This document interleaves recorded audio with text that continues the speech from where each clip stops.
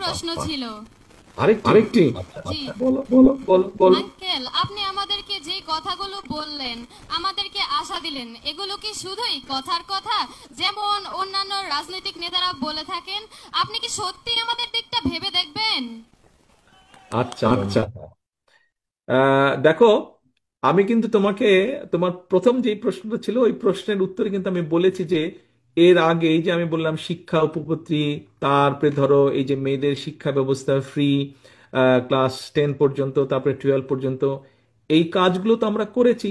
তারপরে এই যে বাধ্যতামূলক প্রাথমিক শিক্ষা আইন যেটা, এই কাজগুলো তো আমরা করেছি আগে, তাই না?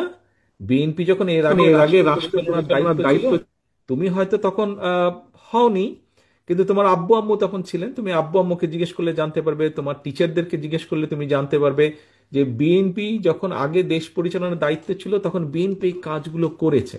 এটা গেল 1 নম্বর। কাজে আমরা করেছি কাজ, আমাদের রেকর্ড আছে বিএনপির অতীতে যে এই কাজগুলো করেছে শিক্ষার জন্য। সেই জন্যই মেয়েদের এনরোলমেন্ট বেড়েছে, মেয়েরা এগিয়ে গিয়েছে, ছেলেরাও যেমন এগিয়েছে মেয়েরাও সাথে সাথে এগিয়েছে। এই গেল একটা।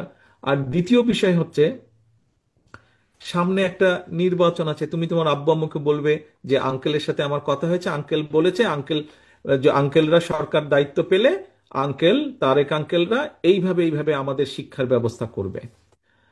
তারপরে তোমার আব্বু আম্মুকে তুমি চেষ্টা করবে, তোমার চাচা চাচি সবাইকে তুমি চেষ্টা করবে কনভিন্স করার জন্য যাতে ধানের শীষে ভোট দেয়।